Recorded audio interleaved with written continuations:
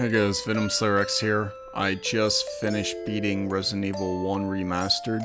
I'm gonna go over some notes, and I'm just gonna put together a final statistics video like I normally do, so bear with me.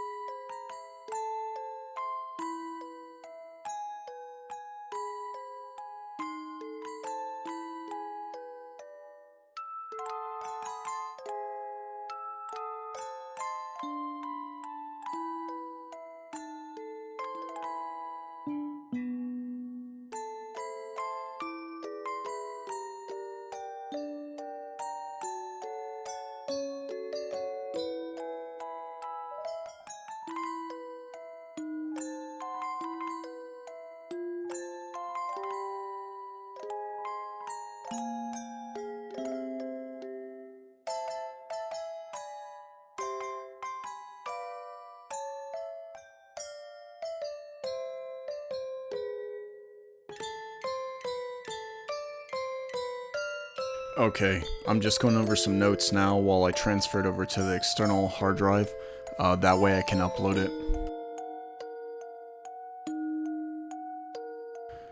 So, the game took me on my first playthrough about 8.5 hours. I got lost a lot, and then I'd take a few days off, come back, no idea where the fuck I was going, no idea what the fuck I was doing. And there are certain triggers in the game where, like, when you need to get the red gem, the eagle can't be looking at you. Oh, it just makes no fucking sense.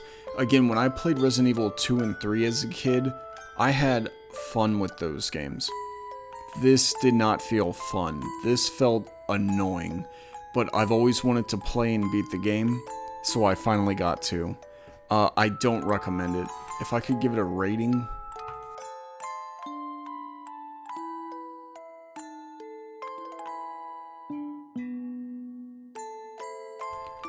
I hate to be so harsh, but it's just... It feels so fucking awful on keyboard. I felt unmotivated to even play the game. So because of that, I give it a 1 out of 10. Maybe even a 0. A lot of the fights made no sense. And then the cellar girl, you can literally waste every bit of ammo you have and never kill her. I don't understand. Why would you even put that monster in the game if it's unkillable? You have to run past it, because later on, she grabs her mother's skull and jumps into the abyss. But you don't even know if she dies, because she's immortal, apparently. The camera angle was so fucking bad. Every single time you would go up a hallway, it would change the camera angle, and if you were running forward, that'd make you run backwards now. I don't know how they thought that was a good idea. I think the game was made for controller, it was not made for keyboard. And you're gonna find out what I mean if you ever played this game. Again, I'll hold W to run forward, camera angle changes, and now I'm running the opposite direction. So back the way I came. To me, that makes no sense. If I'm activating a key to go forward, that means I want to go forward, not reverse and come back to where I just came from. To me, that's common sense. Let's see. There wasn't nearly enough inventory space at all. Like, I had to choose between survival and quest items to continue the game. That's fucked up. I don't think that should be an issue. They need to give you like 6 additional slots or something, because you have no room to do anything. You can't even hold double weapons. You can just main one weapon. So that was horrible. Being on keyboard was horrible. I recommend a controller. Again, I felt lost most of the time, and I did not feel that way during Resident Evil 2 or 3. It just felt like a big mess. It felt like a big, sloppy, random mess that was designed to get you lost. That's it. And if you play the game enough, you can memorize the rooms. Like, now that I've played it once, if I were to go back and play it, I could cut hours off my gameplay time, because I know what the triggers are to advance. But my first run through, dude, I had no idea what the fuck was going on. And again, I felt lost. Some of the shit I had to look up, because I'm like, what is going on here? The mansion's too big, your team's never around, which makes no sense. Horrible development job. It is the first game of the series. I'm really hoping RE2 and 3 remake are done much better, because this was terrible. This was, ugh. I had a really bad time playing this, so I'm gonna be glad to uninstall it, but I don't recommend it. Just watch a speed gameplay.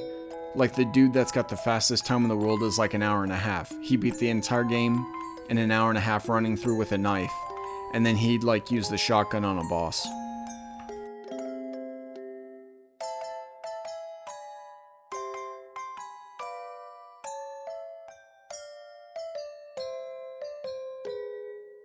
Oh yeah, that's the best part about the game right there. That's my favorite part, is uninstalling it. Man, that thing was fucking awful. Sorry, I'm trying to remove it from favorites. There we go. So again, the others might be better, but oh god, Damn, dude, that was just... ugh.